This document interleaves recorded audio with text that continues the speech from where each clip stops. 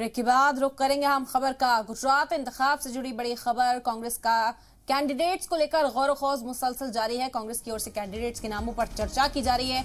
Congress central election committee की आज meeting है। बता दें कि दिल्ली में एआईसीसी हेडक्वार्टर में ये मीटिंग होगी। उम्मीदवारों की लिस्ट को यहां पर हतमी शक्ल दी जाएगी। इंतखाब की तारीखों का ऐलान गुज़िश्ता रोज हो चुका है और उसके बाद से ही पार्टियां जोर शोर से उम्मीदवारों के नामों पर चर्चा करती हुई नजर आ रही हैं। आपको बता दें कि कैंडिडेट्स को लेकर चर्चा जारी है। कांग्रेस सेंट्रल इलेक्शन कमेटी की आज मीटिंग होनी है। दिल्ली में एआईसीसी हेडक्वार्टर में ये मीटिंग होगी। उम्मीदवारों की लिस्ट को हतमी शक्ल दी जाएगी इस मीटिंग में। तो बड़ी खबर है। गुजरात इंतखाब की तारीखों के ऐलान के बाद कांग्रेस पार्टी अब यहां पर उम्मीदवारों के नाम पर चर्चा करती हुई नजर आ रही है। कैंडिडेट्स को लेकर गौर खौज किया जा रहा है।